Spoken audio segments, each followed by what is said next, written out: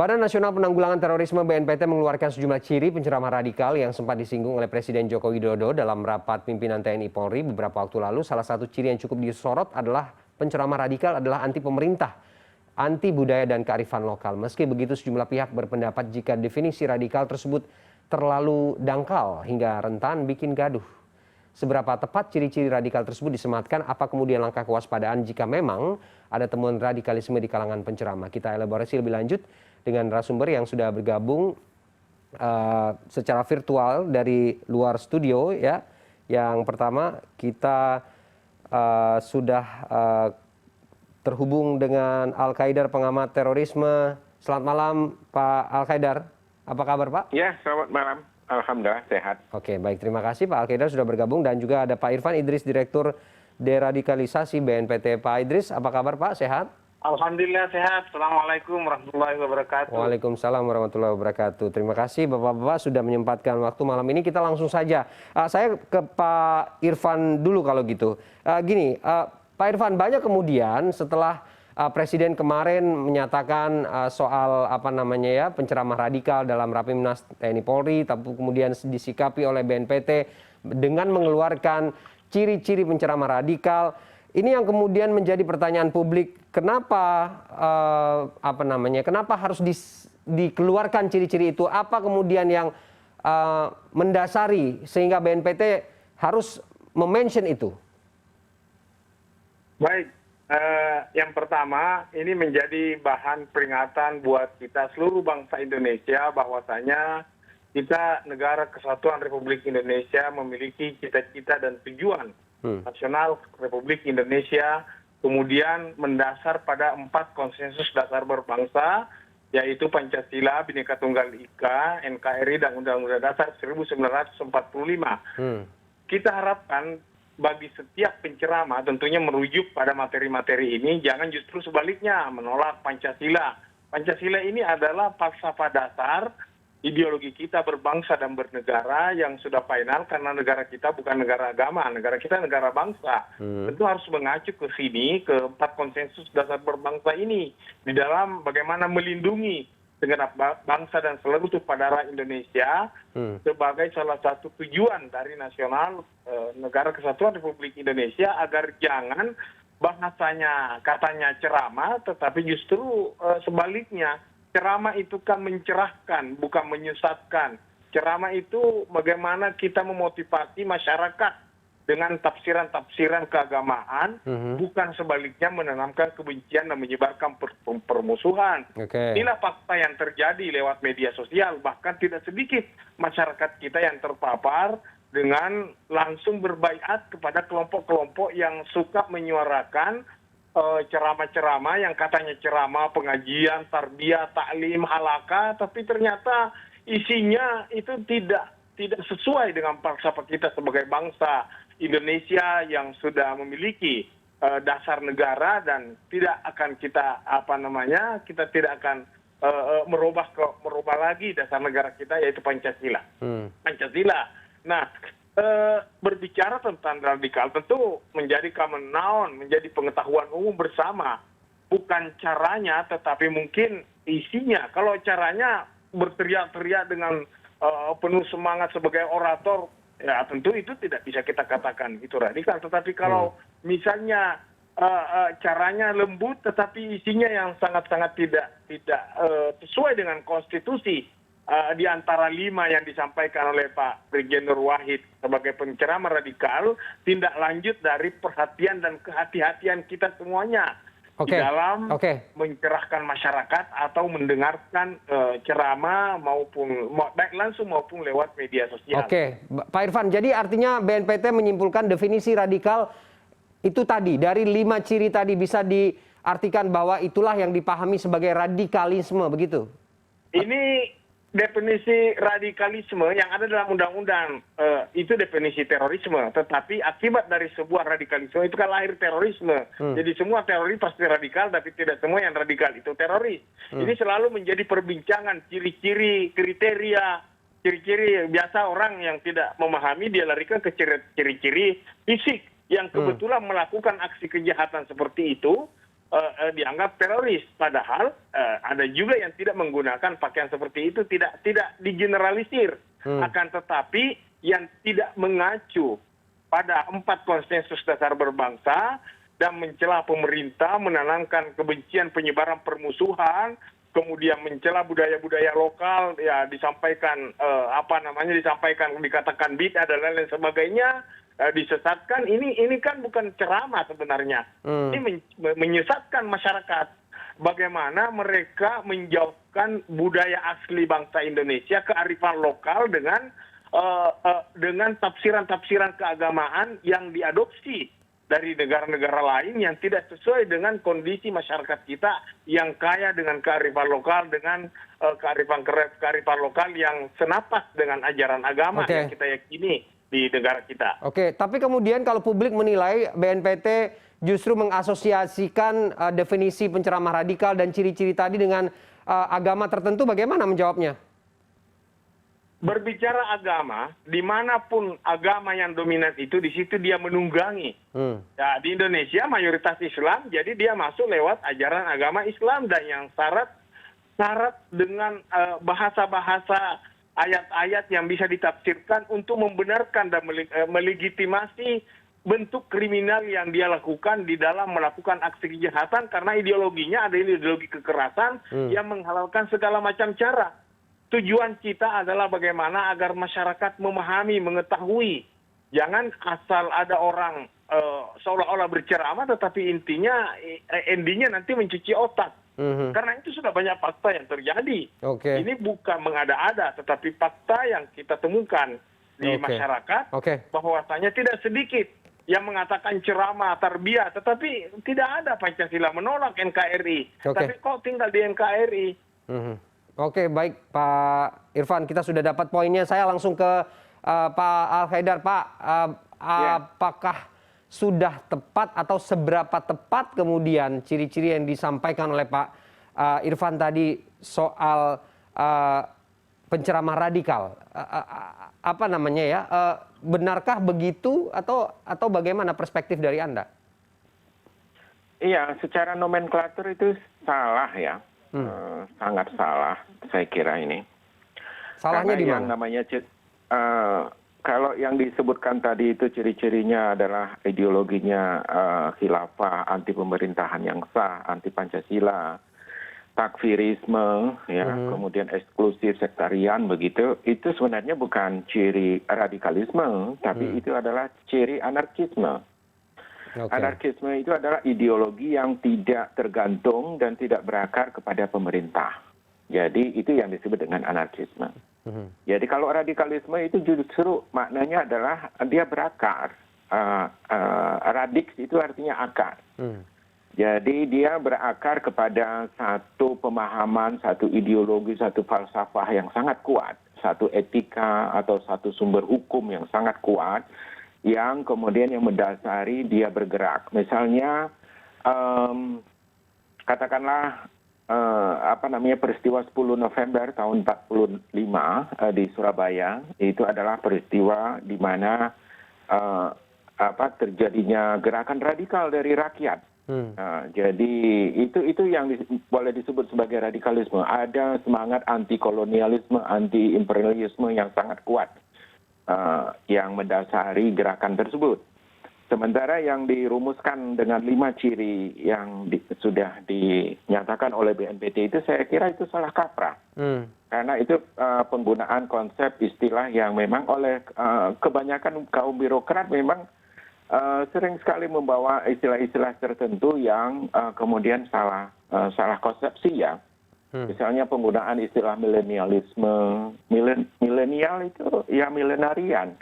Jadi kalau istilahnya itu disematkan kepada remaja-remaja yang lahir pada setelah tahun 2000-an, itu juga salah, nggak bisa seperti itu. Kemudian penggunaan istilah radikal juga itu kebanyakan salah kaprah dan sering sekali tidak tepat. Jadi ketika mereka menjabarkannya ke dalam ciri-ciri, itu menjadi lebih salah lagi. Jadi saya kira ini ada common error of bureaucratic activity ya. Jadi ini merupakan kesalahan umum ya yang dilakukan oleh kaum birokrat ya. Dan saya kira memang ini harus diperbaiki. Ya. Karena penggunaan istilah radikal itu salah, dan kemudian itu juga condong kepada agama tertentu. Seharusnya kan harus dicari kepada makna-makna tertentu yang lebih umum. Misalnya penggunaan istilah khilafah. Ideologi khilafah itu adalah ideologi yang juga mendasari banyak gerakan-gerakan Islam di Indonesia dulu, dan mereka anti terhadap kolonialisme, imperialisme dulu di tahun-tahun revolusi tahun 45, 46 sampai 49 itu mendasari ideologi yang menginginkan adanya pemerintahan atau khilafah tersebut. Dan host Cokro Aminoto juga menyebutkan dan hadir juga di dalam konferensi khilafah setelah tahun 1924 di Arab Saudi, di Mekah, setelah bubarnya khilafah Utsmaniyah. Jadi saya kira memang ini bukan ideologi yang radikal. Jadi saya kira ini juga cenderung juga ada tendensi yang mengarah kepada Islam. Ada satu ciri lagi dari 5 ciri yang disebut itu mengarah kepada Islam, dan saya kira ini adalah sebuah penghinaan ataupun pelecehan terhadap orang Islam, tapi mudah-mudahan orang Islam di Indonesia bisa memaafkan itu, yaitu penggunaan istilah takfiri. Ini ideologi takfiri merupakan ideologi yang memang cenderung kepada tuduhan kepada Islam. Dan banyak dari 108 penceramah yang disebutkan oleh BNPT itu sebenarnya adalah penceramah anarkis, bukan radikal. 108 yang disebutkan itu juga penceramah-penceramahnya dari organisasi atau gerakan-gerakan Islam tertentu yang afiliasinya kepada FPI ataupun HTI, ataupun yang tidak ada afiliasi kemana-mana, tapi cenderung menjadi Islam populis, seperti Ustadz Abdul Somad, ya, itu tidak disukai oleh pemerintah. Seharusnya kan pemerintah bisa mengadakan pendekatan dengan Ustadz Abdul Somad untuk kemudian mempromosikan nilai-nilai Islam tertentu yang bisa disebarkan lewat jaringan populisme Islam itu. Jadi bukan kemudian memberikan stigma ataupun labeling yang negatif kepada penceramah-penceramah tertentu itu. Jadi saya kira ini juga kesalahan kesalahan berpikir yang sangat mendasar dari Pak Jokowi juga, yang menganggap bahwa ada penceramah-penceramah radikal yang seakan-akan itu sudah sangat anti kepada NKRI, padahal enggak juga. Dari 108 daftar yang saya baca itu, banyak di antara mereka itu seperti Habib Rizik itu sangat NKRI, bahkan dia lebih NKRI daripada Pak Jokowi saya kira, karena Pak Jokowi kan cenderung quote-unquote ya, dalam tanda petik itu menjual Indonesia kepada Cina misalnya. Jadi banyak berhutang ke sana gitu dan sebagainya. Baik, dibandingkan dengan HRS itu sangat kuat nasionalismenya, dan dia sangat membela Pancasila juga. Baik, Pak Al-Khaidar, artinya kemudian ada salah kaprah. Pak Irfan mungkin bisa menjawab ini. Definisi yang disebutkan oleh BNPT ini adalah salah, sehingga kemudian ini perlu dijelaskan kembali oleh BNPT ciri-ciri ini. Teori, tetapi kita tidak bisa berbicara sebatas teori, karena sudah fakta berbicara kelompok-kelompok yang juga mereka juga tidak memahami definisi radikal atau radiks yang komprehensif, sistematis, dan universal. Akan tetapi di samping ketiga kriteria makna dari radik sesuai dengan filsafat ilmu, itu juga ditambah dengan menggunakan kekerasan dan mengatasnamakan paham keagamaan yang menggunakan kekerasan. Jadi seperti itu faktanya yang kita, kalau kita berdiskusi tentang definisi itu tidak akan pernah selesai. Tetapi faktanya seperti itu yang kita hadapi oleh pihak intelijen temukan di lapangan, kriteria mereka cenderung menggunakan istilah seperti itu. Ya namanya ilmu kan relatif ya. Bisa saja misalnya Pak Al-Haidar tidak menyetujui definisi itu, tetapi fakta yang kita lakukan yang pasti intinya bagaimana kita menghadirkan negara, bukan hadir ke masyarakat memberikan dan menjelaskan definisi salah ini benar. Bukan lagi persoalan salah benarnya, tetapi bagaimana menghalalkan segala macam cara merubah, mewujudkan cita-cita mereka, membentuk khilafah. Khilafah bahasa Arab dalam arti pemerintahan. Indonesia sudah punya khilafah, isinya republik. Di perspektif inilah yang harus kita perbesar agar jangan ada pernyataan kita yang justru memberikan angin kepada kelompok-kelompok radikal yang merasa bahwasanya memang kita benar, padahal negara harus kuat dalam mencerahkan masyarakat, dalam memberikan ceramah. Kita berbicara pada substansi ceramah agar jangan seluruh isi yang disampaikan itu dianggap benar hanya karena misalnya memprovokasi agar mereka membenci pemerintah, kemudian bagaimana menanamkan paham-paham kebencian, mengkafir-kafirkan orang lain. Ya, Tuhan saja tidak mengkafirkan hambanya, bahkan dia angkat derajat ciptaannya. Walaqad karramna Bani Adam tanpa kecuali mau ada agama mau tidak ada agama, Tuhan akan mengangkat derajat mereka. Tetapi kalau kita memprovokasi masyarakat, menghasut masyarakat sesuai fakta yang terjadi, itu ada datanya. Kalau mereka dikatakan tidak melakukan seperti itu, mereka akan mendapatkan angin segar untuk terus melakukan ceramah-ceramah yang menanamkan kebencian yang tidak ada nilai-nilai yang syarat dengan hubbul watan minal iman. Mereka beriman tetapi membenci negerinya sendiri.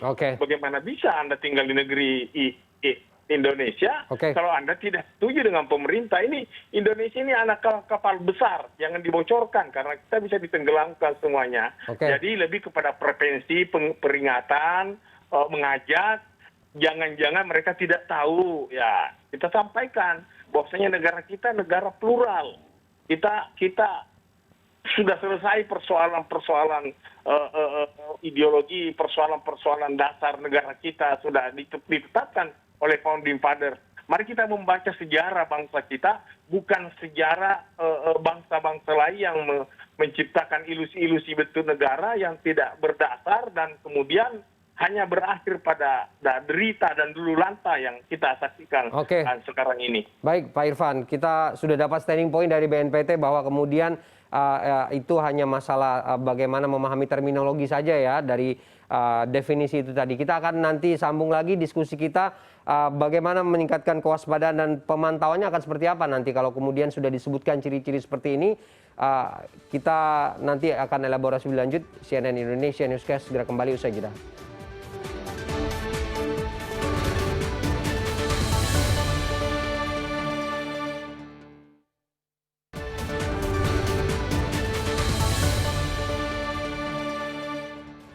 Ya, kita lanjutkan diskusi kita malam ini. Sebelum saya ke Pak Irfan, saya ke Pak Al-Haidar lagi. Pak Al-Haidar, gini, apa sih yang sebenarnya membuat orang-orang tertarik untuk mengundang beberapa antara penceramah-penceramah yang dituding atau dilabel radikal itu tadi? Karena gini, di antara penceramah-penceramah itu, ini kan juga melakukan ceramah itu juga ke lembaga-lembaga pemerintahan seperti TNI dan Polri begitu. Apakah pas begitu kalau kemudian mereka dituding sebagai radikal begitu? Iya, itu nggak pas sama sekali. Saya melihat bahwa gejala idiokrasi dari pemerintahan Jokowi sekarang ini memang sangat jelas kelihatan. Dia membawa satu ideologi yang monistik ya, dan kemudian anti terhadap ideologi yang lain, terutama ideologi Islam, dan itu diuraikan kemudian ke bawah oleh para birokrat, termasuk bagaimana lembaga-lembaga pemerintahan seperti TNI dan Polri agar tidak mengundang orang-orang yang tidak inline with ataupun tidak sejalan dengan ideokrasi negara Pancasila. Jadi ini berbeda sekali dengan Pancasila yang dimaknai pada masa Orde Baru. Pada masa Orde Baru, semua agama punya hak untuk bisa hidup di bawah Pancasila, ideologi Pancasila atau falsafah Pancasila. Jadi saya melihat bahwa ternyata apa yang dilakukan oleh pemerintahan atau rezim Jokowi sekarang ini adalah cenderung memperlihatkan sikap Islamofobia yang berlebihan, yang seharusnya itu tidak perlu diperlihatkan kalau dia tidak setuju dengan adanya penceramah-penceramah yang membawa ideologi khilafah, bukan ideologi pun khilafah itu ya, itu kan hanya sebuah ide ya. Itu juga kesalahan yang lain dari kaum birokrat ini dalam menggunakan nomenklatur ataupun konsep yang tidak hati-hati. Terminologi seperti ini ya? Terminologinya ini sebenarnya anarkis. Jadi ini adalah daftar penceramah anarkis. Jadi bukan radikal. Kalau radikal nggak seperti ini. Radikal itu maknanya positif sebenarnya. Jadi lebih kepada kritisisme yang sangat kuat. Tapi kalau kemudian diarahkan kepada misalnya ada ideologi khilafah, ideologi itu harus ada ismenya. Jadi kalau disebutkan seperti itu udah jelas kelihatan salahnya atau common bureaucratic error ini ya. Kemudian disebutkan tentang takfiri dan sebagainya. Ini adalah ciri-ciri dari anarkisme. Pak Al-Qaedar gini, kenapa tidak kemudian di asesmen saja begitu, ataupun mungkin gini, BNPT tidak bisa operasi senyap mungkin ya, tidak perlu mention ke publik nama-nama itu, mengeluarkannya begitu. Bagaimana menurut Anda? Ya, seharusnya itu kan bagian daripada mekanisme kerja yang biasa saja ya.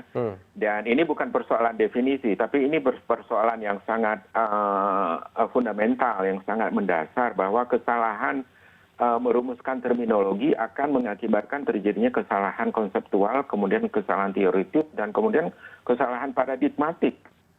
Jadi kalau ini tidak dibereskan oleh kaum birokrat ya, terutama birokrat yang ada di BNPT, terutama ada beberapa intelektual dan profesor di sana, dan saya kira memang harus diselesaikan dulu.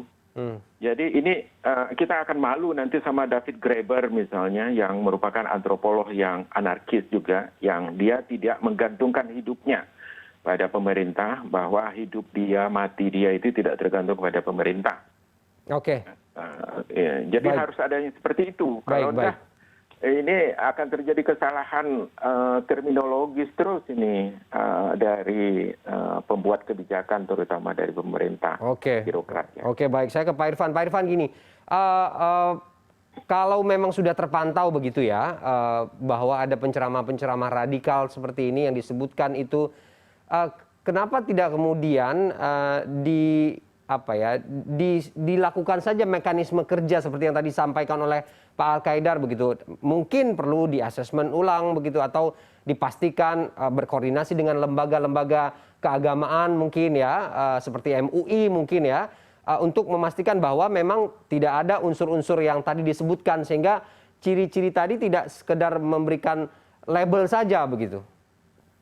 Jadi ya lebih kepada pencegahan. Undang-Undang Nomor 5 2018 Pasal 43 telah menegaskan bahwasanya BNPT ini adalah badan yang dibentuk oleh negara untuk bagaimana mengedepankan upaya pencegahan dalam 3 hal, yaitu kesiapsiagaan nasional, kontraradikalisasi, dan deradikalisasi. Terutama pada kesiapsiagaan nasional, bagaimana memberdayakan masyarakat itu diantaranya. Bapak Kepala BNPT 2-3 tahun terakhir ini menggalakkan program sinergitas kementerian dan lembaga. Di antara substansi penguatan dari strategi pemberdayaan masyarakat adalah ada program sinergitas kementerian dan lembaga, mengingatkan, mengajak, mengundang, bersinergi di dalam meningkatkan upaya pencegahan dengan lembaga-lembaga terkait ya. Seperti yang disampaikan tadi, Kementerian Agama yang membidangi, atau MUI, atau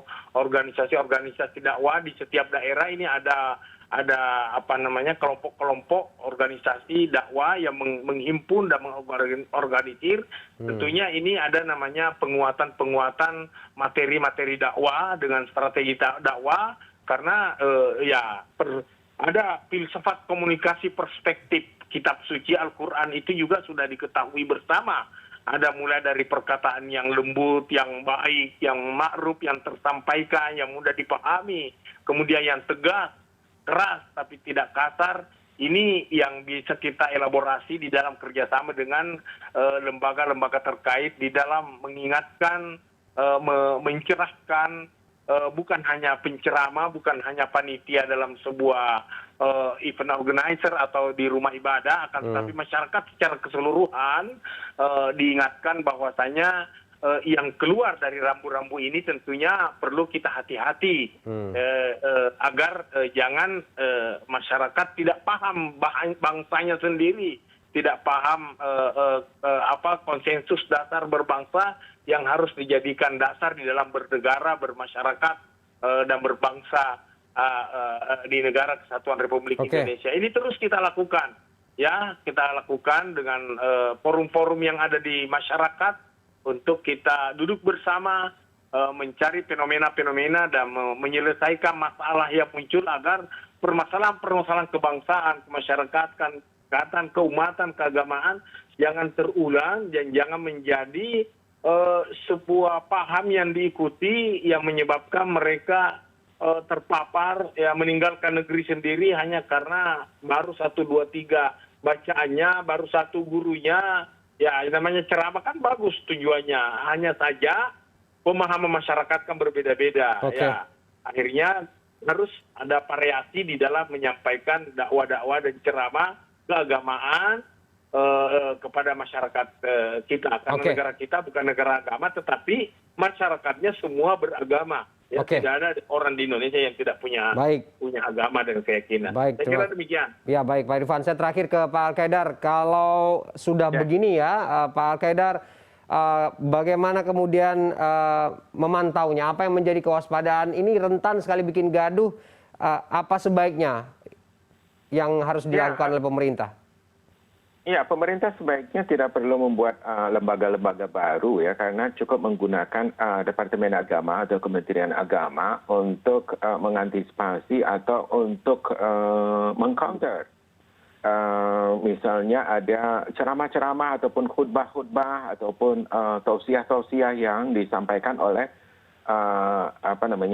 ustadz-ustadz ataupun penceramah yang anarkis ini. Jadi ini juga harus diubah sebutannya, jangan lagi penceramah radikal, tapi penceramah anarkis. Ya. Kemudian Departemen Agama itu memiliki sumber daya yang cukup di mereka itu, karena itu harus ada counter balik terus. Jadi setiap ada ceramah atau apa itu langsung dijawab begitu oleh negara. Dalam hal ini negara memiliki apa yang disebut dengan konsepsi keagamaan tersendiri yang mainstream dan sebagainya. Jadi itu harus segera dijawab seperti itu. Jadi nggak perlu harus kemudian mereka dibenci ataupun apa begitu. Jadi harus ada dialogis lah. Jadi setiap penceramah pasti itu ada kesalahannya, karena semakin banyak mereka berbicara semakin banyak potensi kesalahan yang apalagi ada jamaah-jamaah yang kemudian memiliki pandangan-pandangan dan persoalan-persoalan yang semakin berkembang di masa yang makin hiperrealitas, makin modern, makin supramodern ini. Jadi itu pasti akan membuat para penceramah yang dengan latar belakang ilmu keagamaannya yang terbatas itu pasti akan kelabakan dalam menghadapi itu. Dan itu harus dijawab oleh pemerintah. Jadi pemerintah juga nggak boleh diam dan kemudian langsung membuat label-label ataupun stigma-stigma yang tidak baik. Itu artinya pemerintah telah bersikap takfiri terhadap rakyatnya sendiri. Jadi itu tidak baik juga. Jadi nggak boleh seperti itu. Jadi harus ada pengayoman lah, harus ada semacam democratic policing lah, ataupun apa ya, harus ada sikap yang membimbing masyarakat begitu. Jangan sifatnya anti dan langsung tidak suka, langsung seakan-akan negara ini adalah negara afektif yang sangat emosional. Itu nggak boleh seperti itu. Oke, baik Pak Al-Qaedar, kita tunggu upaya-upaya itu agar kemudian persoalan-persoalan yang mungkin dianggap publik cukup sensitif ini juga bisa dilakukan upaya-upaya yang lebih dingin begitu ya. Terima kasih Pak Al-Qaedar sudah bergabung dan juga Pak Irfan Idris juga sudah memberikan perspektif di CNN Indonesia Newscast malam ini. Assalamualaikum dan salam sehat semua. Waalaikumsalam.